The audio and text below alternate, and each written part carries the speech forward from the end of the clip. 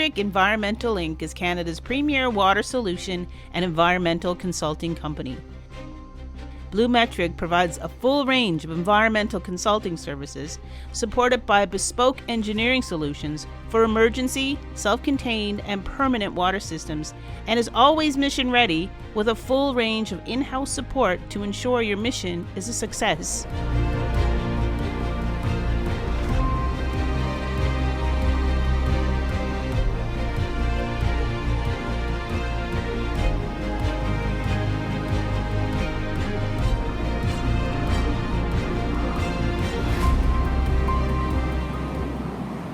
And welcome to the Over the Horizon podcast here at Mass 2023 in beautiful St. John's, Newfoundland and Labrador. This podcast is brought to you by our good friends at Blue Metric, real conversation starters at this conference. I'm Alan Dale. With me as always, my good buddy Jerry Carew, and we are Gale Force Winds.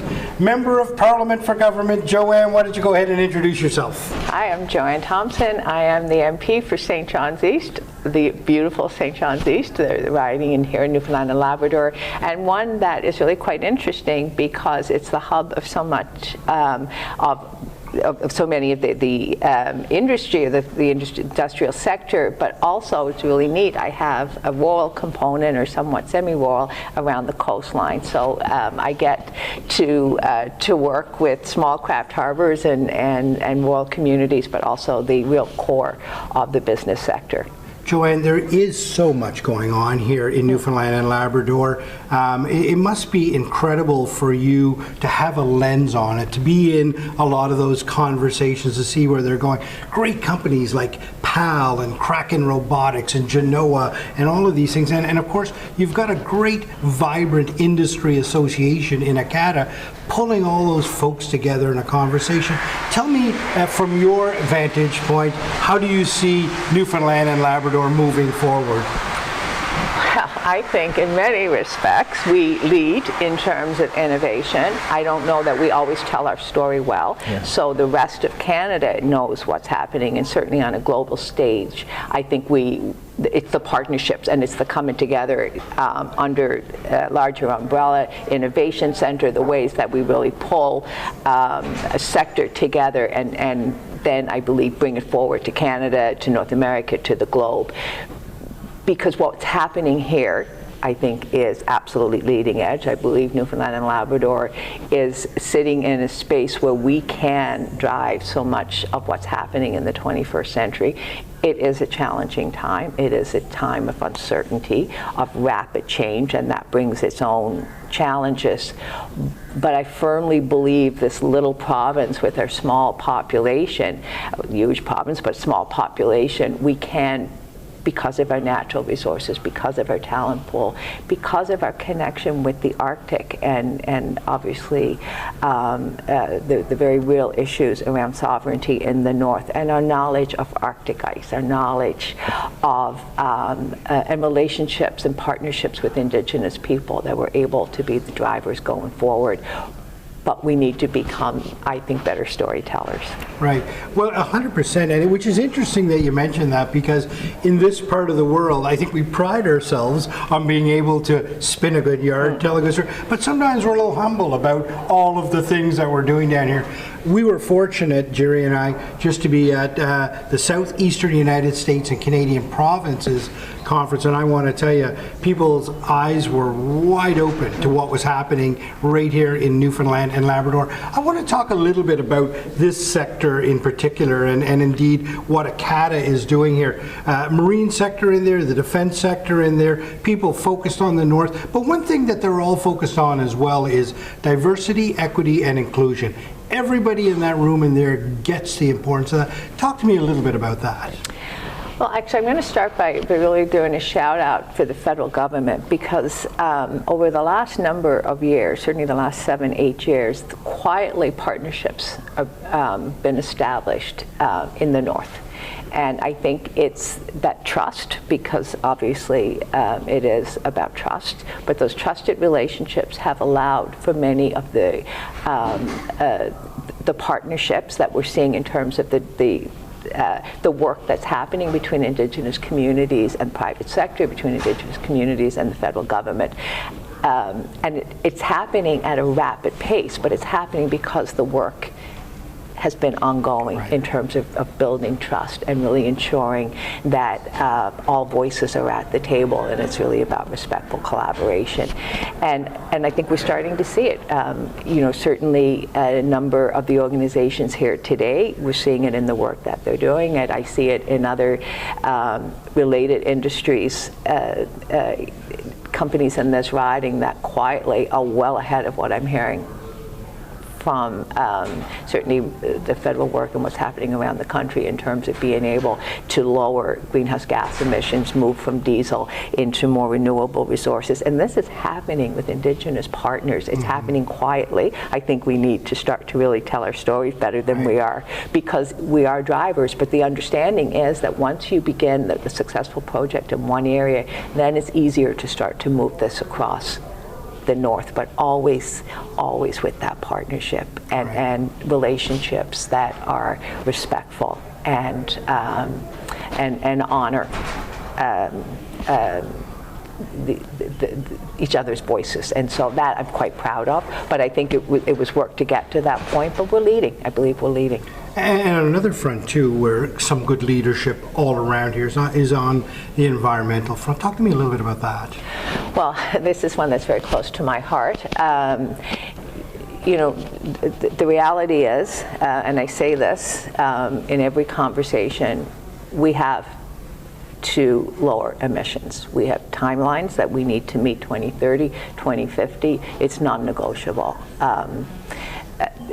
Talking about it doesn't always bring results, so we need to become much more, as a government, we have to become much more specific. And if we need to drive industries in more direct ways, then that's what we need to do, because those timelines have to be achieved.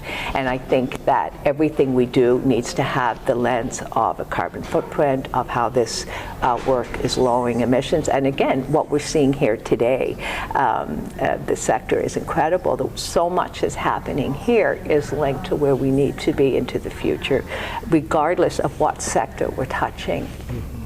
We need to create lower emissions, right? And we need to understand that we cannot move forward unless we understand that 2050, that we are at net zero. I don't think that necessarily means that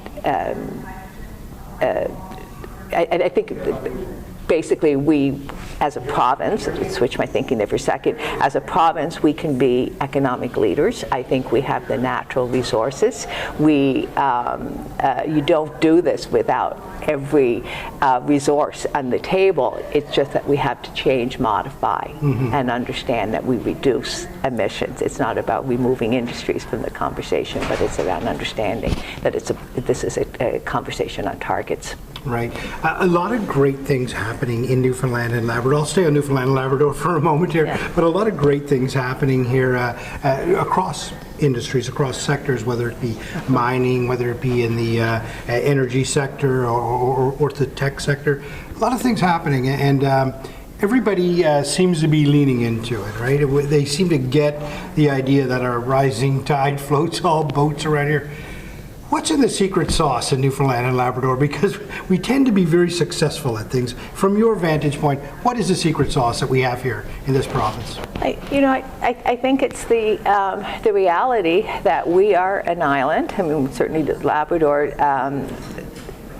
there's connections to a mainland, but there's still the isolation, and there's a harsh climate, and we have had to adapt. We've not been able to survive as a province without adaptation, and so we also very well understand the impacts of climate. You see it in tide, you see it in our weather systems, you see it in our ocean warming, we see it in the ice in the Arctic. So it's visual for us, and it's very real. And I think we also fearless in the work that we do, because it's often been the work of survival. I think we are modest in how we talk about it, which we need to become louder in that front. But the work is simply what we've been doing. It's how we've arrived at this place, because we have always had to lead in terms of how we've adapted. We couldn't have survived without that. And I think it really it allows the province to sit in a place that can lead in the 21st century. We have the resources. We have the brightest minds. I think we're inviting organizations, companies, people here, because there's an energy and there's a vibrancy in the community that I see all the time. So I am quite optimistic. I think this is a moment, and I absolutely love the fact that we're collaborating, because I think that is part of that secret sauce, that we're stronger when we work together, and we're seeing that more than ever. Jerry? I think, just listening intently to what you're saying, and by the way, thank you for serving this country. I think there's a healthy skepticism out there.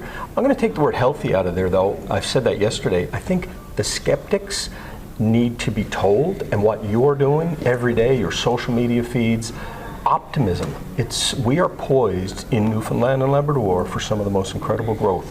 Stephenville, Argentia, Burin Peninsula, Eric Sprott and Gander with the gold find, technology. I mean, it goes on and on and on. So, I think that the story needs to keep being told, and I think you're doing a good job at that. Thank you. I mean, I am incredibly optimistic. The world is a challenging place at the moment. I mean, I have kids in their early 30s, late 20s. I mean, I worry for their future every day. It's part of what drives me. But understanding that, I do believe that we can lead from here. And I think we still have the opportunity to create the shifts that we need to create to be where we need to be at 2050. But I think also government is understanding that as yes, we need to have process, we need to follow regulation. Those things are absolutely critical.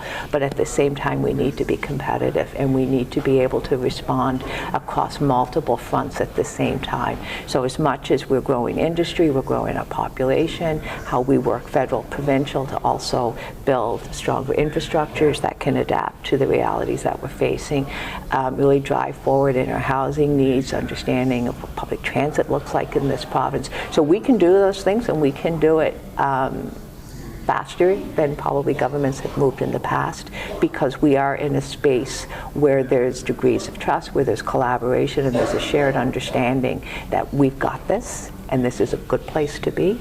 It's a good place to invest, and I think we can lead the country and the globe.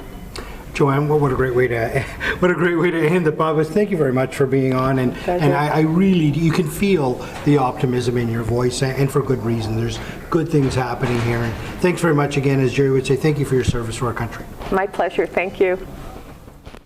BluMetric wants to partner and work with Atlantic Canadian industries and organizations who are concerned about the water health of our planet and the people who inhabit it in an environmentally and culturally sensitive manner.